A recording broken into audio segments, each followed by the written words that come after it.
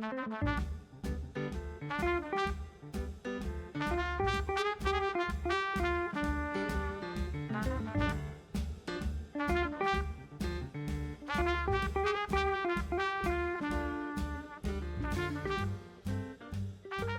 friends, welcome back to my channel. Today I want to get ready really quickly. I've got 5 products that I've been constantly using since I purchased them, and they've become kind of like really fast favourites. So I thought I would do a 5 product face and also just like rapidly put it all on. Kind of like I want to kind of do like a 5-minute makeup, but I'm not testing that. I'm not testing whether I can do it in 5 minutes. Don't want to be like under the gun. Don't do well under pressure like that. And I do want to chat through some of the stuff as we go, but I do want to kind of, this is quick, you know? So this is the NARS Pure Radiant Tinted Moisturizer. I only bought this last week, and as I said in that video, because I did like a bit of a test, I'm also not wearing anything underneath this, like not moisturizer, not anything, just to see. I kind of want to see how this performs with no primer, no nothing. I did mention in that video that I had quite a lot of dryness at the time, and you could kind of see where it had clung to the dryness, and that was my only, it was like, that was its only failing really, was around here where I've been shaving and IPLing on almost a daily basis. I had kind of like some flakiness, which was not the fault of the product, but everywhere else, especially around my eyes, where a product would usually gather, it looked so nice even at the end of the day. So I wanted to persevere. I kept using it. Almost immediately it looked better. And now that my skin is much less dry, only really days later, I'm loving it. It's become my go-to. It's definitely, these products that I'm going to show you in this video, I think are going to be my products of the summer, and it's already only March. I've also applied this with my hands, a brush, and a sponge, and as with almost everything, the sponge gives a nicer finish. Almost everything, not everything, but almost everything. Sometimes with a tinted moisturizer, it can be better to be like with your hands, you know, with the heat of your hands, it kind of melts into your skin a little bit better. But like I said before, because this did cling a little bit, I found that this happens less if you use a sponge. I'm not kind of disturbing the skin underneath, but also my skin is just dry. There's nothing going on under there. No, I usually use like an oil primer or at least a moisturizer or an SPF, because this has got SPF 30. And I told you in that initial haul video, the thing that made me pull the trigger on this was the dermatologist that I was watching was recommending this as a day-to-day product. Even without SPF, she said that the product had good enough sun protection. Apparently in the UK, someone in the comments said in Canada it doesn't have sun protection, which is so bizarre. Must be something in there that they don't like a stabilizer or something, that for some reason the UK are like, yeah, cool, take all the chemicals. I would have thought we had really similar rules in terms of cosmetics, so interesting if anybody knows why that is. But yeah, I'm not sure today that I'm using quite enough, to be fair, to warrant no SPF, but I'm going to be in the office all day anyway. And because it's so wintry at the moment and my skin is so very pale, even the palest shade, I'm going to get a little bit of a tide mark. So I'm going to take it down my neck. And I always remember the Chapman's Pixie Woo saying, ears give you away. Like your makeup finish is there and then your ear is like white. Ears. I'm also not using any other tools apart from this one beauty blender that's seen better days. Right, this is the Beauty Pie Quick Colour Contour Super Gel. The shade that I have is light. Of all the things, I mean, I think I got 5 or 6 things from Beauty Pie, and the 2 things I'm about to show you are like, I love them so much. Before I cancel my subscription, I might just buy backups because they are great. This is really easy to apply. I think I'm going to need to build it up a little bit. Not a lot was coming out there. I might not have had it open. It's like a twist. And I struggle to understand, is it open or is it closed?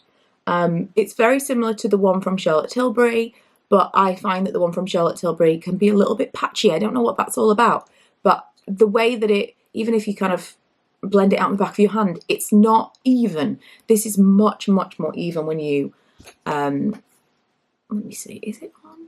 I don't think it was. Oh, no, it wasn't. No wonder. Okay.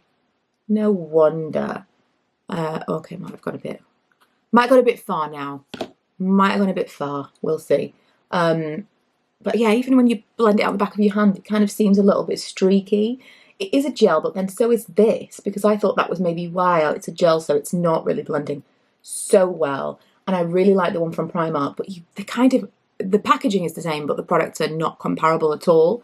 The one from Primark is a much more opaque product, and that blends much nicer. But this it's like the lightness of the gel from the Charlotte Tilbury, but the blending of the one from Primark. And the colour is so nice. It's just, I'll never reach for the other two now I have this. I mean, I don't actually think I've ever used the Charlotte Tilbury again since I first did the reviews. I've only used the Primark one, but this is my favourite of the bunch. Then the Super Cheek Fresh Faced, a Super Cheek from Beauty Pie, that's the cream blush, and the colour is Fresh Faced. You can see from my sponge, I have been using this a fair amount. I would describe this, it's like a muted neon. It's really unusual. So I have, because I don't throw things away, if you watched my untidy video. We're going to do a big declutter, but I still, especially if it's discontinued, I'm just not going to be able to throw it away. I'll warn you now.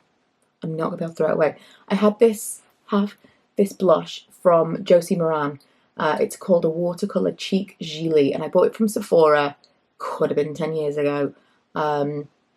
It is so pretty. It was like solid in the pan, in the jar thing, just like this. But it was kind of translucent. It looked a lot brighter, but then when you actually put it on your skin, it kind of gave this same look. It's like a muted neon coral. And to me, this is like the ultimate lit from within for a summer colour. There's certain people who I always have in mind with makeup stuff. And Marissa Cooper from the OC had the ultimate coral, like California girl cheek. And that is what this is. I'm always searching for that Marissa Cooper peachy coral. I might have even done an entire video about that at some point, because I've got so many coral blushes. And I'm not even sure, honestly, that coral is my colour, but this is so beautiful. This has been the only mascara I've used for, it's been well over a year. It could be onto 2, maybe at least 18 months. This is the Lancome Lash Idole. It was sent to me. I used to, I'm not someone who likes to try different mascaras, but I used to use just all the time, constantly, the Lash Sensational from Maybelline. I liked the Lash Sensational on its own, but the ultimate was the Lash Sensational Primer. That is my phone. Oh, it's over there. Apparently it's time to get up. Yeah, the Lash Sensational Primer, which they discontinued, was great. And so I became, like, habitually I used the primer and the regular mascara, and that was my go-to combination. And this gives me the same effect of both of those things. I know it's expensive, but it lasts for so long. I think I must have had this for a year before I was like, oh, do you know what? I probably need another one. And I was going to buy it. I had it in my cart with a bunch of other things. And then randomly, I was sent a PR mailer with a load of different stuff from Lancome. I gave everything else away to other people, and I just kept this. Because I'm not really interested in trying, once you've found something that works, I'm not interested in trying other mascaras. It was like a whole load of different mascaras. I didn't even open them. I just gave them away to people and kept the one that I was about to repurchase. It's so good. If you've got kind of stubby lashes, it's kind of a drier formula, but it doesn't dry out quickly because, like I say, it lasts a long time in the tube. And it just gives me kind of fluttery lashes, but like, it's enough volume and length. It's exactly what I want. It's exactly, to me, the same kind of effect that I used to get with the primer and the Lash Sensational, but it's a thinner feel because it's not layered, and one product. Now this, I feel like I need to get a lip scrub to really get the most out of this, because I want to kind of like, I'm like, come on, make your lips smooth.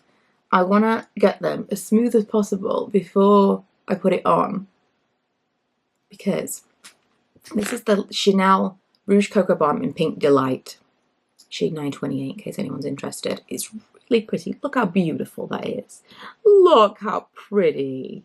And it does look nice on, but it doesn't give me like smooth, glossy, juicy looking lips. You can still see, if your lips were dry, so you can still see like all the texture. It's not a thick enough formula that it like perfects. You know what I mean? So I think in order to get the most out of this, I should be probably doing a lip scrub. Just generally like keeping my lips in nice condition, you know, which I'm not.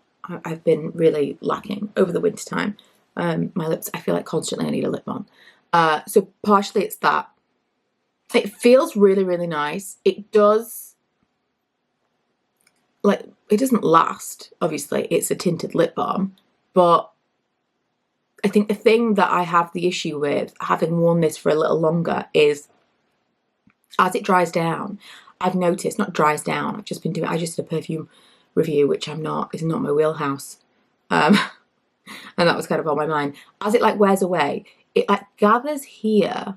You know, like when you wear a pale lipstick and sometimes you'll notice like a little bit of like, it's not crustiness, but it's like all of the pigment has gathered and it's a pale pink there. That's what it looks like. So if I was to just let this kind of like just evaporate, I would be left with a little bit of that there. It doesn't just go away to nothingness as I initially thought that it did. So it's not perfect for the price tag. It's currently on sale. I think it was like £28 or something on Boots. So I was like, maybe I'll spend my Boots points and get another one. I thought, let's just be a little bit more objective about this. I do still kind of want to get a darker one. I really, really like it.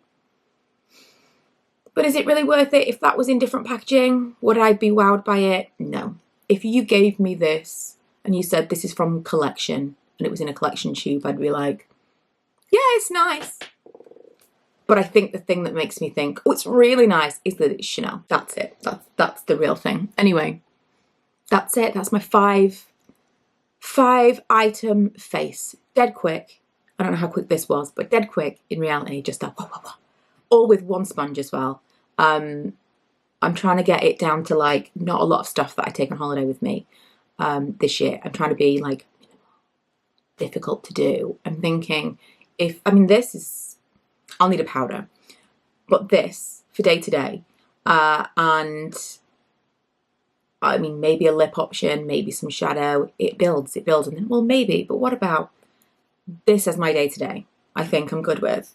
This is now my like go-to face. I'm going to try and do this a little bit more often as well, at least quarterly, because it'll kind of encourage me to switch up what I'm using a little bit more often. And I think to do like a nighttime routine and like a day-to-day what's in your makeup bag type thing on a regular basis, like seasonally, might be interesting. So let's call this my like first quarter, my spring 5-piece makeup bag. And yeah, I'll update you in a couple of months and see what's changed massively, if anything.